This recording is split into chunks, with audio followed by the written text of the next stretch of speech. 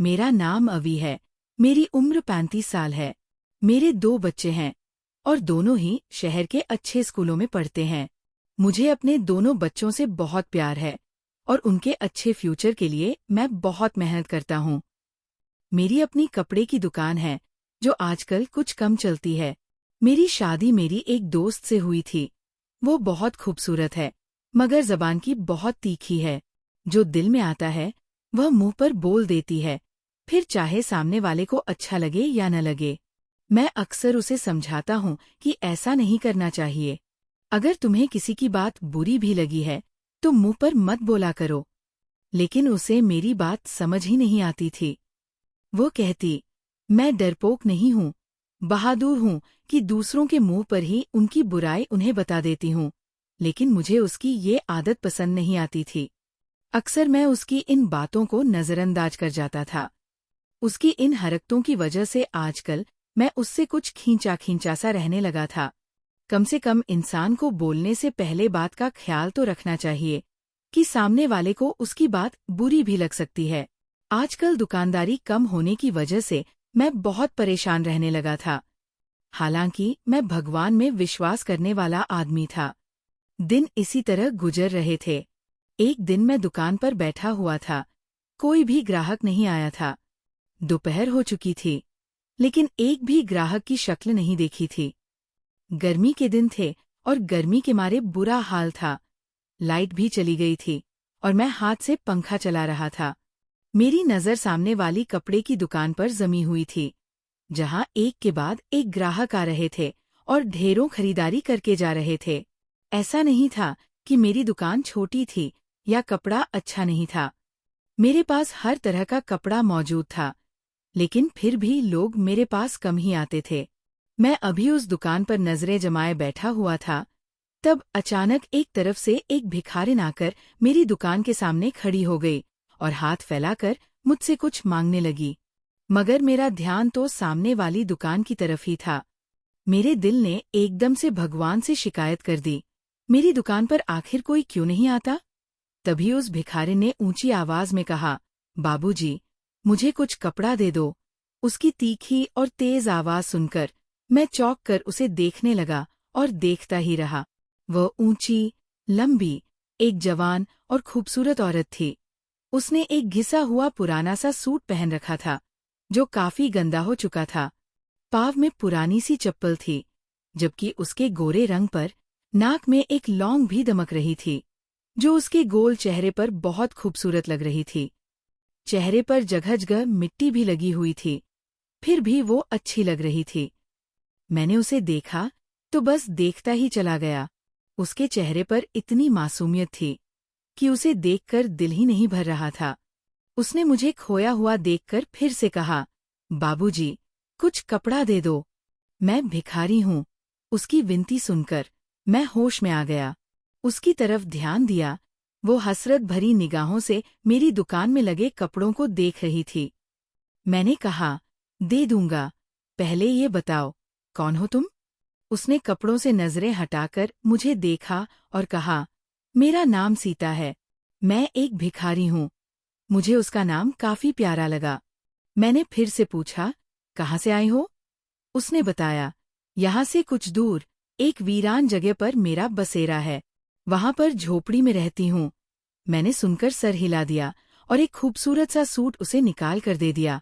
ये लो। कपड़े लेकर वो बहुत खुश हुई और अपनी थैली में डाल दिया। धन्यवाद बाबूजी। उसने मेरे द्वारा दी गई चुन्नी को अपने सर पर डाल लिया था। कहने लगी, मैं अच्छी लग रही हूं ना? वो सच में ही उस चुन्नी में बहुत प्यारी लग रही थी। मैंने कहा, हाँ, अच्छी लग रही हो। उसने दोबारा से मेरा धन्यवाद किया। उसने वो कपड़े पैक करके थैली में डाले और मुंह ही मुंह में कुछ गुनगुनाती हुई दुकान से निकलकर अपने रास्ते पर चली गई। मैं अभी तक उसकी गुनगुनाहट और चेहरे पर छाई खुशी में खोया हुआ था।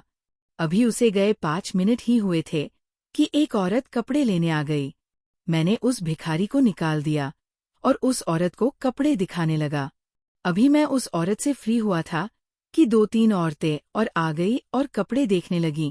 फिर ये सिलसिला चल निकला। अभी पहला ग्राहक जाता नहीं कि दूसरा भी आ जाता। फिर सारा दिन यही हाल रहा। मेरी दुकान पर ग्राहक बढ़ते ही जा रहे थे। एक एक ग्राहक कम से कम 12 सूट खरीदता। अब मेरे पास इतना समय भी नहीं बचा था कि मैं बैठकर देखता कि सामने वाली दुकान पर कितने ग्राहक आते हैं और कितने गए। सारा दिन मेरे पास ग्राहकों की लाइन लगी रही। शाम तक मेरे सारे कपड़े बिक चुके थे। आज पहली बार इतने ग्राहकों को निपटाकर और लगभग खाली दुकान को देखकर हैरान रह गया कि आज ये सब कैसे हो गया। एक ही दिन में इतने ग्राहक आए और सारी दुकान खाली हो गई। मैंने सारे पैसों को इकट्ठा किया और उन पैसों से ढेर सारे कपड़े खरीदकर अपनी दुकान फिर से भर ली। बाकी बचे हुए पैसों को घर लेकर आया और अपनी पत्नी को जाकर ये सब बताया, जिस पर वह भी बहुत खुश हुई और भगवान का धन्यवाद किया। अगले दिन रूटीन के मुताबिक मैं फिर से दुकान पर पहुंचा और ग्राहकों का इंतजार करने लगा। लेकिन उस दिन फिर से वो भिखारी सबसे पहले मेरी दुकान पर आ खड़ी हुई। लेकिन मैं ये देखकर हैरान हो गया कि उसने कल वाला ही वही गंदा सा सूट पहन रखा था। हालांकि कल मैंने उसे एक नया सूट दिया था, फिर भी वो वही गंदा पुराना सूट पहनकर आ गई थी। लेकिन वह मुझे अच्छी लगने लगी थी और उसको देखते ही मुझे अपना दिल हल्का सा महसूस होता था। उसने कल की तरह आज फिर कहा, बाबू, मुझे कपड़े दे दो। वो इतने नरम और प्यारे शब्दों में मुझे कपड़े मांगती थी कि मैं मना ही नहीं कर पाता था। ऊपर से उसका हसीन चेहरा मुझे इनकार करने ही नहीं देता था। मैंने आज भी बिना कुछ कहे उसे कपड़े दे दिए। आज उसने फिर मेरे द्वारा दी गई चुन्नी को अपने सर पर डाल लिया था। नीले रंग के कपड़े थे और चुन्नी भी नीले ही रंग की थी। ये उसके गोरे रंग पर बहुत ही खिल रहा था। उसने फिर पूछा, साहब, अच्छी लग रही हूं ना? मैंने कहा, हाँ, बहुत अच्छी लग रही हो। मेरी बात सुनते ही वह झट से कपड़े उठती हुई दुकान से बाहर निकल गई और मैं देर तक उसे जाता देखता रहा। उसके जाने के बाद आज फिर से मेरी दुकान पर ग्राहकों की भीड़ लग गई थी। मैं दिन भर उनमें बिजी रहा। एक के बाद एक ग्राहक आता ही गया। मैं थक गया था। तभी दोपहर के खाने का समय हो गया, मगर अभी भीड़ थी कि कम होने का नाम नहीं ले रही थी। मैंने सोचा कि अकेले तो मैं संभाल नहीं पाऊंगा, तो कोई लड़का काम पर रख लेता हूँ। उस दिन भी मेरी सोच से कहीं ज्यादा आमदनी हो गई थी। मैं बहुत खुश था। उसी शाम मैंने एक लड़के को अपनी दुकान पर काम करने के लिए रख लिया। मैंने उसे बोला कि मैं महीने की तुम्हें सैलरी भी दूंगा। वह राजी हो गया। इस तरह वह लड़का मेरी दुकान पर काम करने लगा। जिंदगी रूटीन के मुताबिक गुजरती रही और मेरी दुकान दिन ब दिन तरक्की करती गई। लेकिन इस बीच वो भिखारिन भी रोज आती है और मुझे फ्री में कपड़े लेकर चली जाती। लेकिन मैंने कभी उसे नए सूट पहने हुए नहीं देखा था जो मैंने उसे दिए थे। उनमें से उसने एक भी सूट नहीं पहना था, बल्कि हमेशा वही अपना गंदा पुराना सूट पहनकर ही आती थी। एक दिन मैंने उससे पूछा भी कि क्यों कपड़े नहीं पहनती जो मैं तुम्हें देता हूँ। वो हंसकर टाल देती और फिर मुझसे नए कपड़े लेकर चली जाती। मैं भी उसकी खूबसूरती से बहुत इम्प्रेस था। उसे इनकार ही नहीं कर पाता था। इस बात का मैंने अपने घर पर कोई जिक्र नहीं किया था और ना ही अपनी पत्नी को उस भिखारिन की बात बताई थी। मुझे पता था कि ये बात सुनते ही मेरी पत्नी मुझे लेक्चर देने लग जाती कि उसे फ्री में कपड़े क्यों देते हो, और फिर मुझसे कहती कि आगे से कपड़े मत देना। वह भिखारी रोज पुराने कपड़ों में आती है और मुझसे नया सूट लेकर चली जाती, लेकिन उसके जाते ही मेरी दुकान पर ग्राहकों की भीड़ लग जाती। सर खुजाने की भी फुर्सत नहीं मिलती थी। मेरी दुकान ने इस समय बहुत ही तेजी से तरक्की की थी। अब मेरे घर में पैसे की रेलपेल होने लगी थी। मुझे बहुत हैरत होती कि उस भिखारिन के आने से ही मेरी दुकान पर ग्राहकों की भीड़ क्यों लग जाती थी। पहले तो कभी ऐसा नहीं हुआ था कि मेरी दुकान पर इतने ग्राहक आते हों, बल्कि मैं तो हर समय खाली बैठा रहता था और सामने वाली दुकान को देखता रहता था, जहां हर समय भीड़ लगी रहती थी। मैं इसी लालच में उस भिखारिन को रोज नए कपड़े दे देता था, लेकिन अब मुझे उस पर शक होने लगा था। कुछ सोचकर मैंने इस मामले के बारे में पता लगाने की सोची कि आखिर पता तो करूं कि सबके पीछे कारण क्या है। और फिर एक दिन जब वो मेरी दुकान पर आई और बोली, बाबू, मुझे नए कपड़े दे दो। मैंने उसे एक नया सूट निकालकर उसकी तरफ बढ़ा दिया, लेकिन जैसे ही उसने सूट लेने के लिए हाथ बढ़ाया, मैंने उसका हाथ पकड़ लिया। मैंने उससे कहा, पहले मुझे ये बताओ कि तुम कौन हो और इन कपड़ों का क्या करती हो। उसके बाद ही मैं तुम्हें कपड़े दूंगा। मेरी बात सुनकर वो परेशान हो गई और बोली, मैं पहनती हूँ।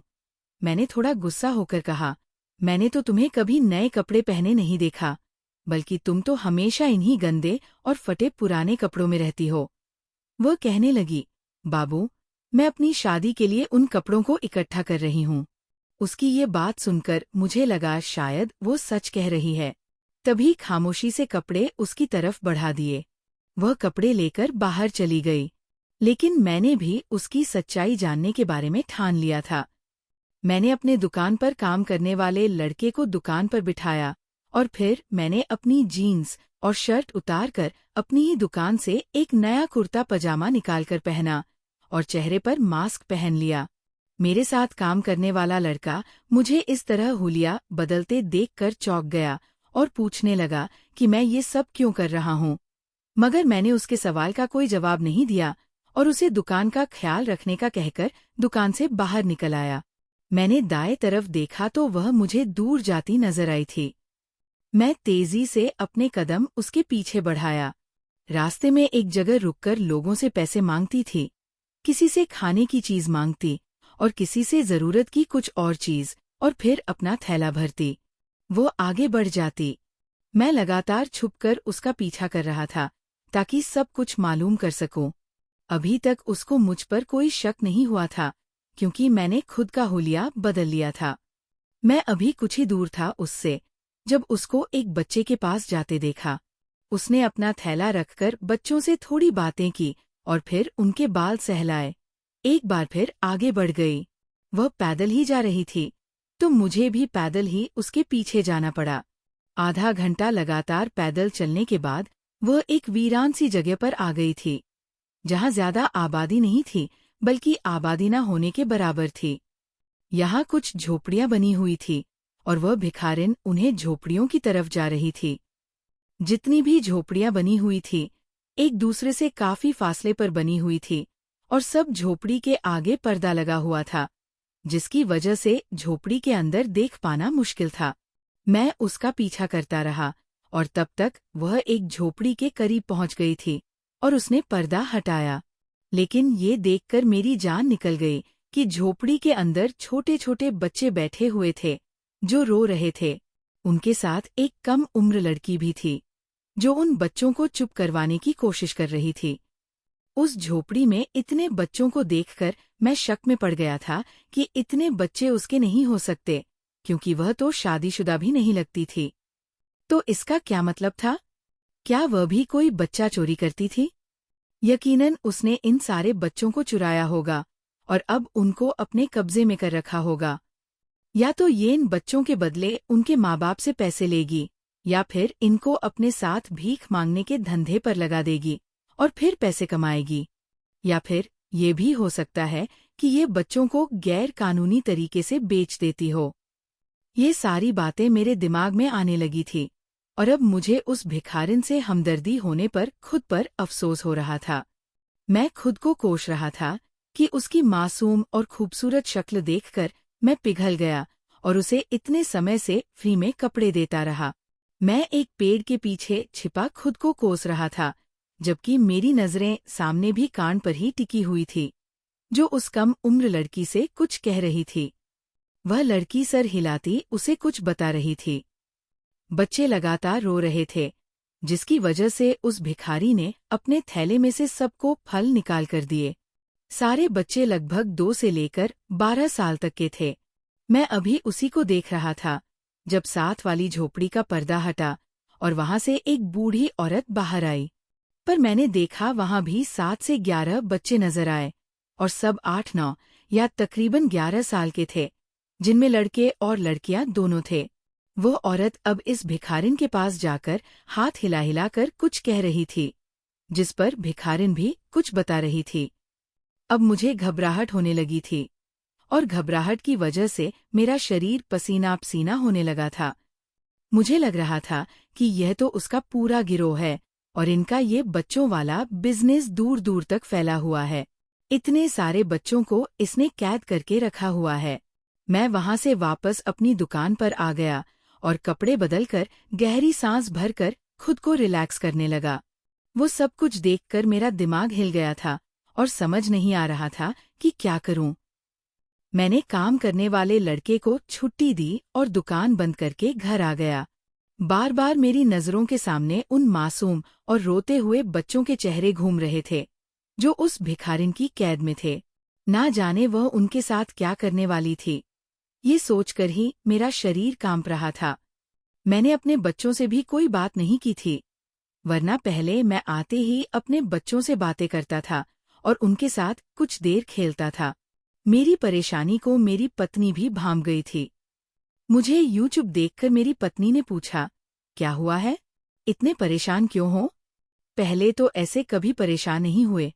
पहले तो मैंने टाल दिया कि कोई बात नहीं, लेकिन जब वो जिद पर आ गई तो सब कुछ बता दिया, सिवाय इस बात के कि मैं उसे रोज नए कपड़े देता था।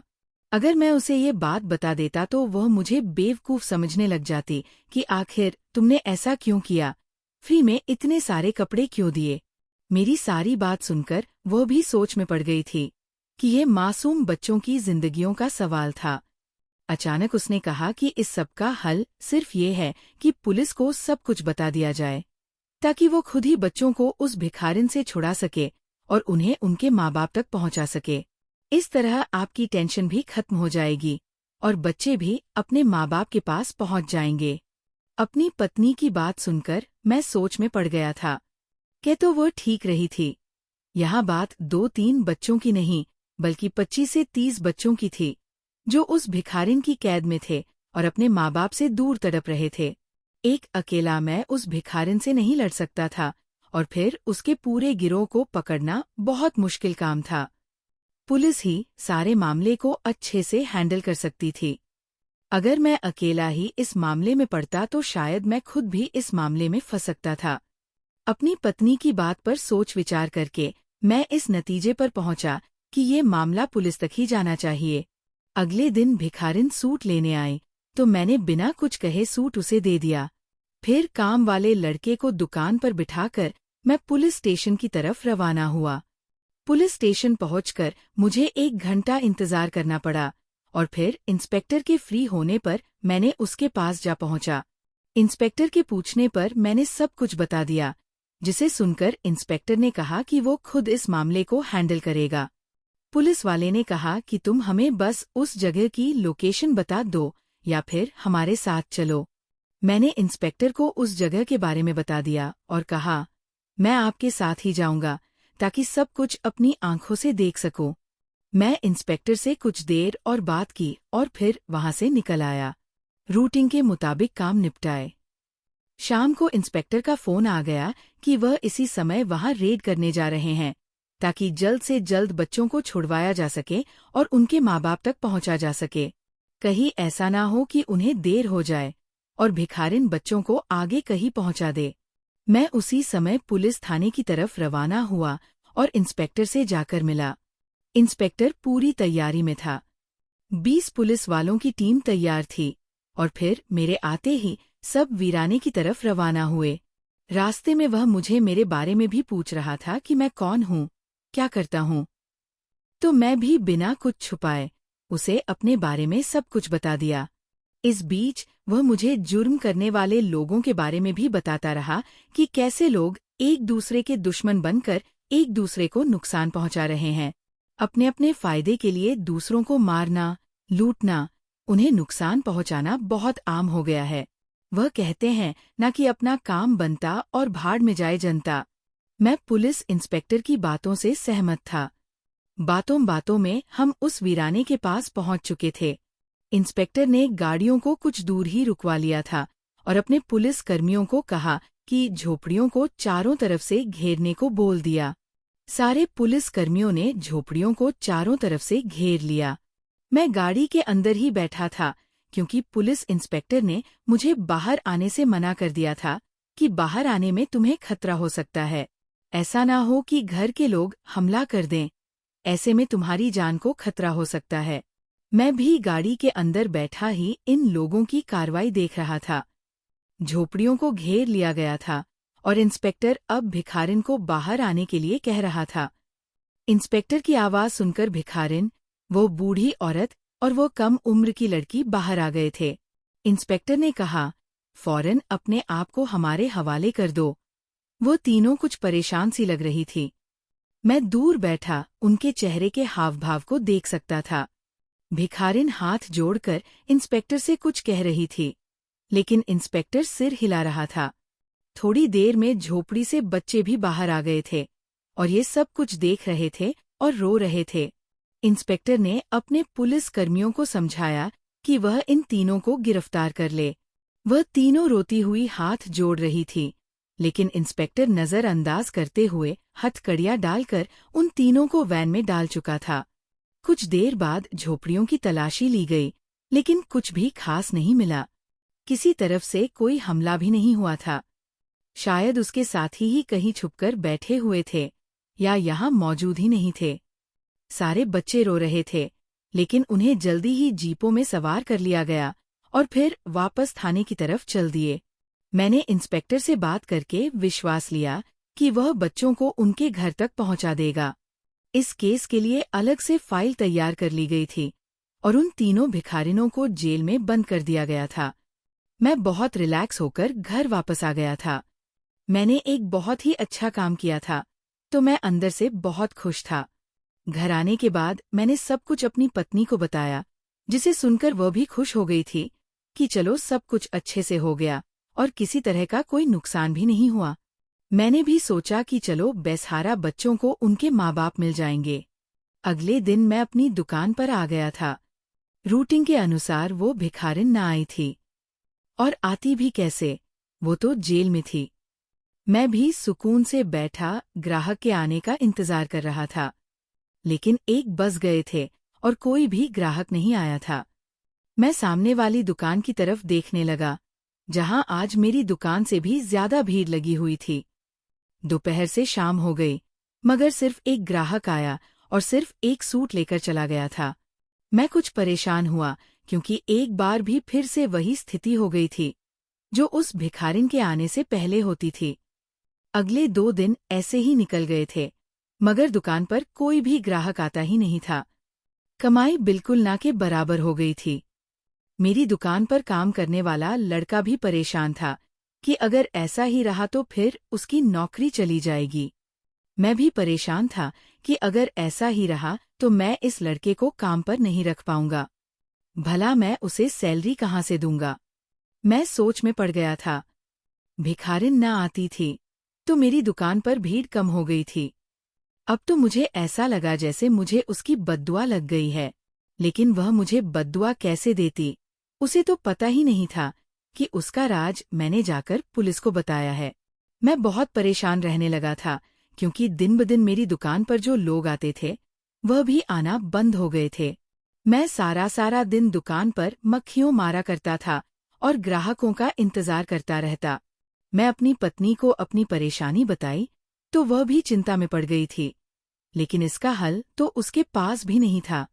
हम ग्राहकों को जबरदस्ती तो अपनी दुकान पर नहीं ला सकते।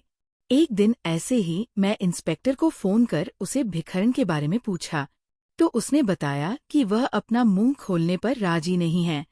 उसका यही कहना है कि वह सारे बच्चे उसके अपने हैं। उसके साथ उसकी एक बहन और बूढ़ी माँ है, और वह भी यही कहती है कि वह सभी बच्चे उनके अपने हैं। उन्होंने कहीं से भी चोरी नहीं की है, ना ही वह बच्चों को मांगने पर मजबूर करते हैं, और ना ही वह बच्चों को बेचते हैं। उनका संबंध किसी भी गिरोह से नहीं है। अदालत ने उन तीनों के खिलाफ सबूत इकट्ठा करने के लिए कहा है, लेकिन उनके खिलाफ कोई भी सबूत नहीं मिला। ना ही उनकी झोपड़ियों से कुछ ऐसा मिला है जिससे ये साबित हो सके कि वह कोई इस तरह का काम करते हैं। इंस्पेक्टर के मुंह से ये सब सुनकर मैं हैरान रह गया। मैंने पूछा कि बच्चों का क्या हुआ? क्या उनके माता पिता नहीं मिले? वो तो गवाह दे सकते हैं कि वह उनके बच्चे हैं या नहीं। इंस्पेक्टर ने कहा कि इन बच्चों में से किसी के माता पिता का पता नहीं चल सका है। अखबार में भी ऐड दे दिया गया है, लेकिन अब तक कोई भी उनको लेने नहीं आया और वह बच्चे बस रोते रहते हैं और कहते हैं कि उन्हें उनकी माँ के पास जाना है। मैंने हैरानी से पूछा कि माँ कौन है? इंस्पेक्टर ने बताया कि वह अपनी माँ यानी उसी भिखारिन को कहते हैं जिसके खिलाफ आपने कहा था कि ये बच्चों को कैद करके रखती है। बूढ़ी औरत को नानी और उस कम उम्र लड़की को मानसी कहते हैं। इस पर इंस्पेक्टर कुछ और भी बोल रहा था, लेकिन मैं तो इतनी सी बात सुनकर ही हैरान रह गया था कि आखिर ये सब हो क्या रहा है। मुझे कुछ भी समझ नहीं आ रहा था। मैंने फोन बंद कर दिया। कुछ तो अजीब था जो हमारी आंखों से छुपा हुआ था। अब तो मेरे दिल ने भी कहना शुरू कर दिया था कि मैं कहीं ना कहीं कुछ गलत कर दिया है। इस बारे में सोच सोच कर मेरा सिर दर्द करने लगा था, लेकिन कोई भी सिरा हाथ नहीं आ रहा था। बच्चों के लिए भी अखबार में ऐड दे दिए गए थे, लेकिन किसी ने भी अपना बच्चा नहीं कहा था और ना ही कोई बच्चे को लेने आया था। कुछ सोचकर मैं दुकान को काम वाले लड़के के हवाले किया और खुद थाने जा पहुंचा और सीधा इंस्पेक्टर से जाकर मिला, जो खुद इस मामले में उलझा हुआ था। मुझे देखते ही वो सीधा होकर बैठा, तो मैं भी उसके सामने जाकर बैठ गया। मेरे कुछ बोलने से पहले ही उसने कहा कि बच्चों का रो रो कर बुरा हाल है। वह सिर्फ अपनी माँ, नानी और मानसी के पास जाना चाहते हैं। मैंने उनमें से जो कुछ बड़े बच्चे थे, उनसे पूछताछ की है। उन्होंने बताया है कि उनकी माँ ने कभी उन्हें मारा भी नहीं है। वह अपनी नानी और अपनी मानसी के साथ रहते हैं। और यही नहीं, उन बच्चों ने बताया कि जब से उन्होंने होश संभाला है, तब से उन्हीं तीनों के साथ रहते हैं। हाँ, उन बड़े बच्चों ने ये भी बताया कि कभी कभी माँ किसी नए बच्चों को ले आती है और फिर वह भी हमारे साथ ही रहने लगता है और फिर कहीं नहीं जाता। हमारी माँ बहुत अच्छी है। हमारे लिए खाने पीने, रहने का और कपड़ों की व्यवस्था करती है और हम सबसे बहुत प्यार करती है। कभी कोई बाहर का आदमी हमसे मिलने नहीं आता। इंस्पेक्टर की बातें सुनकर मैं और भी उलझ गया था। मैंने इंस्पेक्टर से पूछा कि इस सब का क्या मतलब है।